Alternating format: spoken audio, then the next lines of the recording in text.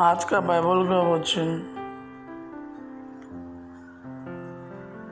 उत्पत्ति का ग्रंथ अध्याय 44 वचन 18 से 21, 23 से 29 और अध्याय 45 वचन 1 से 5।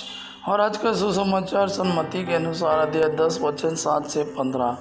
उत्पत्ति का ग्रंथ अध्याय 44 वचन 18 से 21, 23 से 29, अध्याय 45 वचन 1 से 5।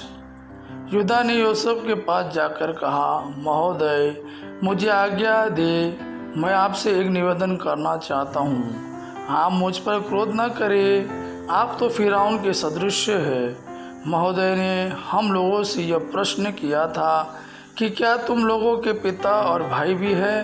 और हमने उत्तर दिया था, हम लोगों के एक वृद्ध पिताजी है और उनके एक किशोर पुत्र है जिसका जन्म उनकी वृद्धावस्था में हुआ है।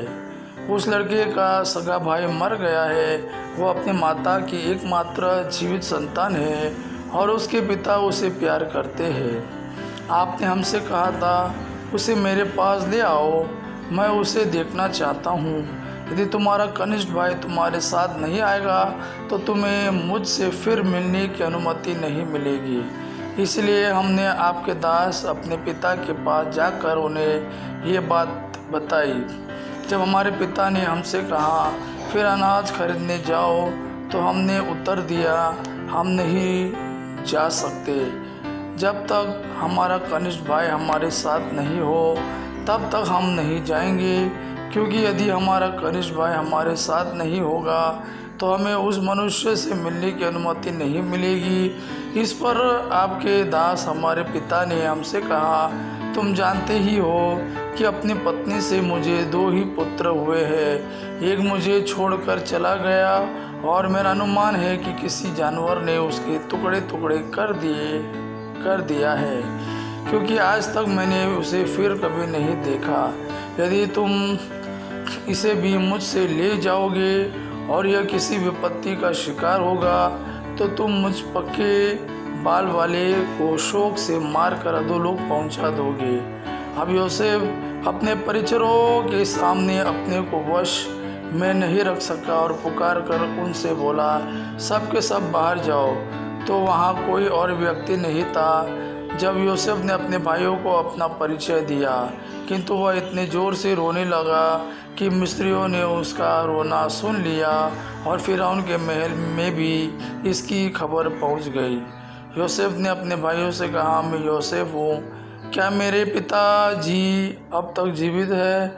उसके भाई यूसुफ को देखकर इतना घबरा गया कि वे उत्तर में एक शब्द भी नहीं बोल सका। यूसुफ ने अपने भाइयों से कहा, मेरे और निकट आ जाओ, और वे उसके पास आए। उसने कहा, मैं तुम्हारा भाई यूसुफ हूँ, जिसे तुमने मिस्र में बेच दिया। अब तुम इसलिए ना तो शोक करो और ना अपने को धिक्कारो कि तुमने मुझे यहाँ भेज दिया, क्योंकि ईश्वर ने तुम्हारे प्राण बचाने के लिए मुझे तुमसे पहले यहाँ भेजा। आज का सुसमाचार सन्मति के अनुसार अध्याय 10 वचन 7 से 15।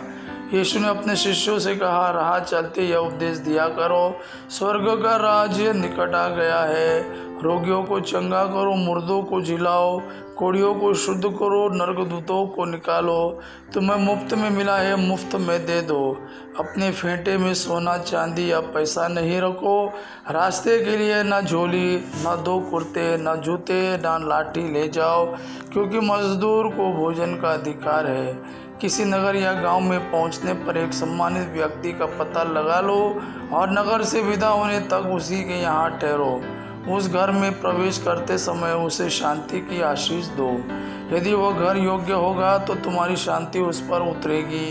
यदि वह घर योग्य नहीं होगा तो तुम्हारी शांति तुम्हारे पास लौट आएगी। यदि कोई तुम्हारा स्वागत ना करे और तुम्हारी बातें न सुने तो उस घर से या उस नगर से निकलकर अपने पैरों की धूल झाड़ दो। मैं तुमसे कह देता हूँ, न्याय के दिन उस नगर की दशा की अपेक्षा सोदोम और गोमोरा की दशा कहीं अधिक सहनीय होगी। यह प्रभु का वाणी है। प्रभु को धन्यवाद। आबा पिता की महिमा और पुत्र यीशु का प्रेम आप पर सदा सर्वदा बना रहे। आमीन।